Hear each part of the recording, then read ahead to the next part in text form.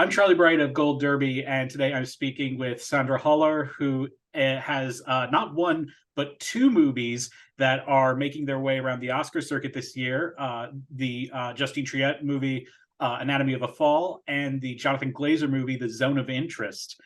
First question I wanted to ask you is about Anatomy of a Fall, and I was wondering, what was your reaction when you first read the script to that? Because I imagine that you must have had so many thoughts about everything that was happening in that movie. I was cheering, to be honest. I hadn't written for a long time a script that is so precise, so intelligent, has so many layers, and asks me so many questions that I can't figure out at once.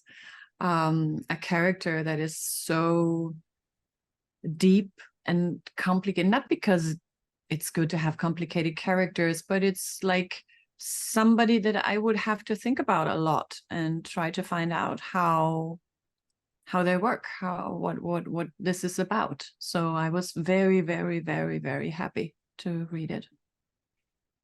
And I think it's you have such an amazing performance in the movie, but also it feels wrong to not also mention I believe his name is Milo Machado Grainer. Is that how you pronounce his name? Milo Machado Graner, I think. Okay, Milo Machado Graner. His work as your son is incredible as well. And I'm wondering, what was it like to have him as a scene partner to work with? He is a perfect scene partner because he's not sometimes when you act with children, you have to take a lot of responsibility for their acting too, and kind of mirror things into them that you want to have from them. But he is a very independent person. He seems to be someone who makes his own decisions, and he had a great coach on set, and everybody was taking care of him. So I never had the feeling that he was lost and that I would have to help him in anything. It was literally just a true partner, like every grown-up partner that I can wish for. Yeah. And another thing that always has stood out to me is the actor who played the prosecuting attorney in the trial scenes. Like the reaction to him that I've been seeing online has basically been, we have never loved to hate someone so much. And I'm just wondering, did that come across on the page as well? And did he really bring that when you were acting those scenes out? Well, of course he interpreted it like he did, because of course he wouldn't have needed to be so fast, and he wouldn't have needed to be so cruel. But he chose to do that way, which for me was incredible, because I could always decide if I react to it or not. In the script, I think it wasn't so obvious. There were some painful questions, but you could always have the feeling, does the person know what they're doing or not? And here he definitely knew, and he had fun with it, which made it even more cruel.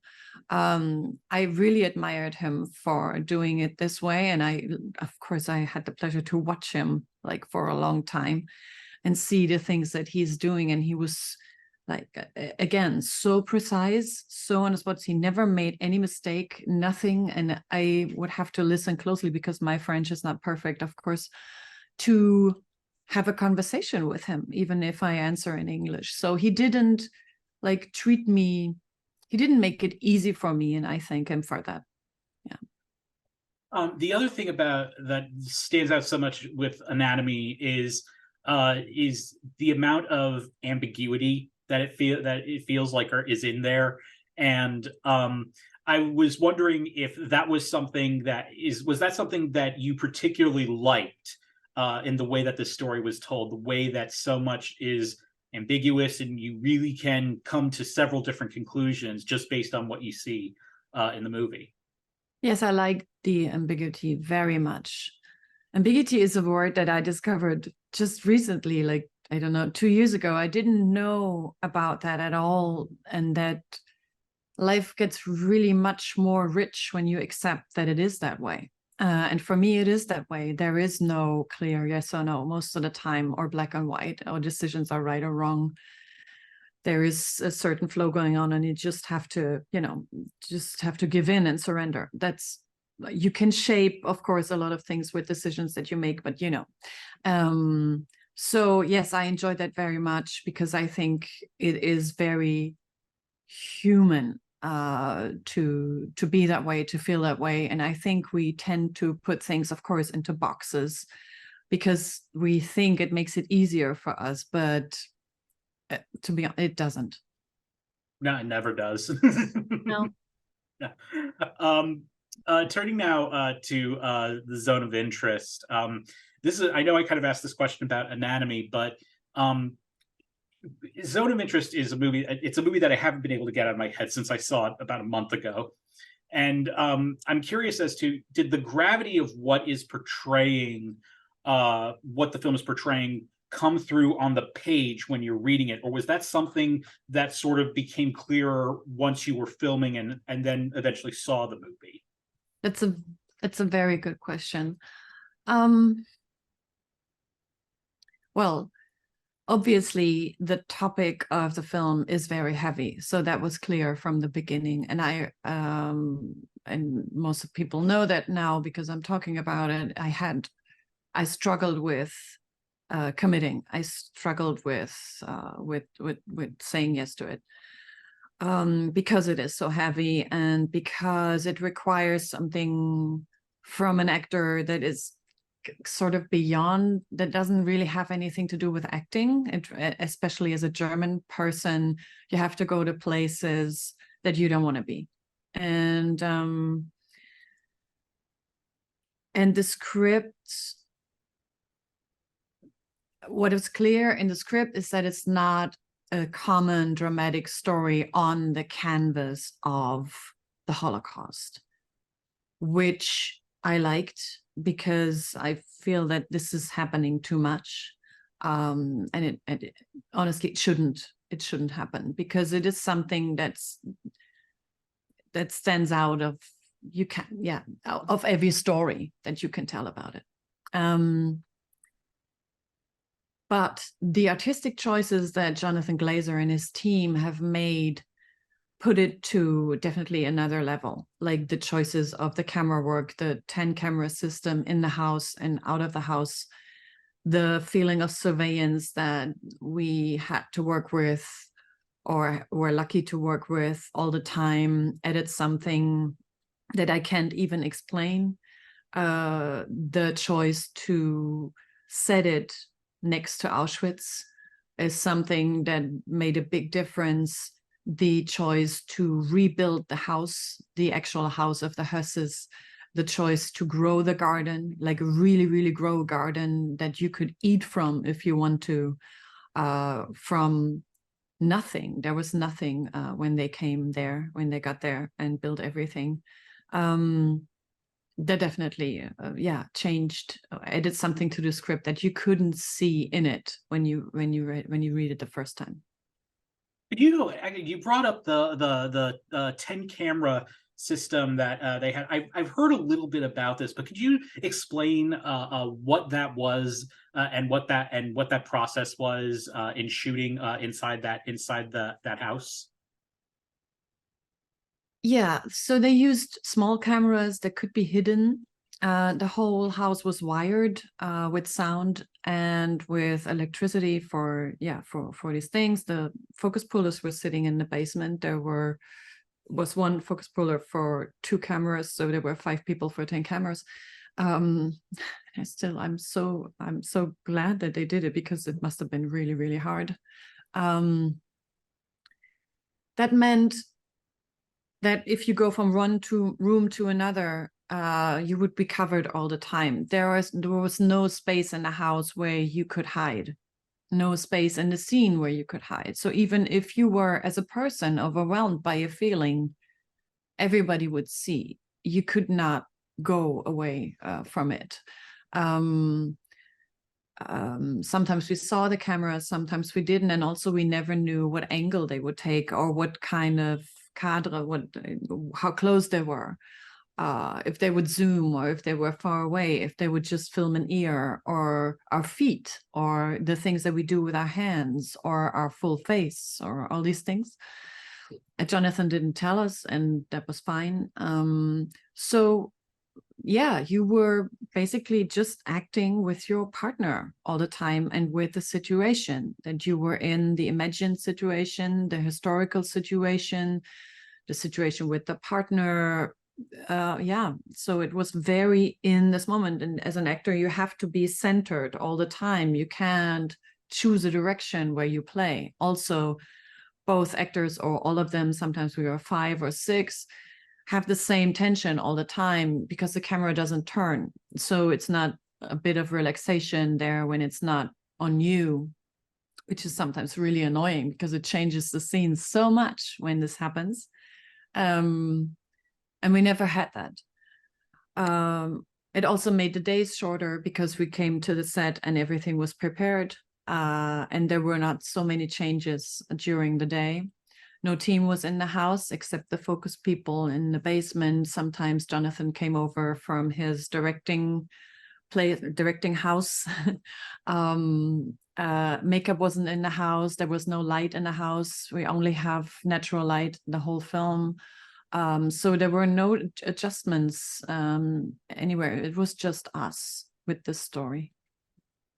You know, I'm always curious as to what is it like to get into the headspace of a character like Hedwig, because and the one thing that whenever I talk with someone who's seen this movie, the moment they always go to is the moment when she's in the bedroom and she puts on that fur coat. Mm-hmm. You know, and everything that and the way you communicate just with your act of putting it on, and everybody understands everything that it represents. And I'm just curious, what is it like to get into the headspace of a character like that? Well, I think I didn't try to. I pretty much stayed out of it. Sometimes, I don't know if other people do it. Sometimes when I play someone, I wander around inside my body, like in my imagination, and see what it looks like. And with her, there was literally nothing. It was an empty space. So yeah, I really can't tell, because I was wondering for such a long time how much of my own capability of loving, feeling, being empathetic I would give to her. And at this time, I decided together with Jonathan that she wouldn't have anything of it. I would completely stay away from her and just let her be this, like a part of this experiment. It was more like a part of the film, not so much of a character. That's how it felt. And yeah, and that made it somehow technical, which I don't normally work this way, I think. And also I learned in this process that I obviously have a normal way of working, which I didn't know, something that I would always do and didn't do this time, like looking for connection, looking for things in my own life, etc. All these things didn't take place. And I worked a lot with the body, like thinking about like technical things. What would it feel like to have born 5 children, working in the garden constantly, never stopping? Because as Jonathan says, in order to think about the things you do, you have to stop for a second. And she never does, and for a reason, because if she would, then she would realize where she is and what she's doing. So yeah, all these things, like being busy all the time, working hard. The body is somewhat not deformed, but is not, she wouldn't think about the way she's moving or something. There are some characters that want to make an impression of of some sorts, and she doesn't, because she's just acting all the time, doing things. So what's so interesting about these 2 films that you've been a part of this year, I'm wondering about your experience at the Cannes Film Festival this year, because Anatomy wins the Palm, Zone of Interest wins the Grand Prix. What was it like at that closing ceremony, and as they're getting towards those last two, and I'm wondering if you're saying to yourself, neither of them have won yet. What's going on here? Yeah, that was something. I mean, you know how this works. The moment you're invited back, you know that something is going to happen. Because otherwise they just don't call. But so we knew that something was going on, and both teams were there. So yeah, but I just didn't know what it would be, and or nobody knew.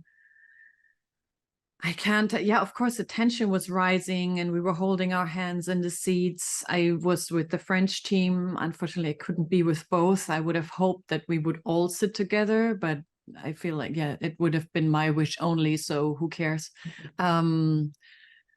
So that was a bit weird to be separated from the British-Polish team. Yeah, and then it was rising and rising and rising, and then I remember that. He said the name wrong. He said Justin. At first, I didn't know who it was. Who's Justin? I have no idea. Yeah, so these things, and yeah, but there's not so many. I mean, it's a big rush. I really can't tell. I was very happy for both of the films. Definitely, it was like the best turnout. The best thing that could happen to us. Yeah, definitely a best case scenario. Yes. Well, Sandra, thank you so much for joining us. We wish you all the best over this awards season. And to all of our viewers, please like, share, subscribe, and don't forget to keep going to goldderby.com to make all of your awards predictions. Thanks so much, Sandra. Thank you.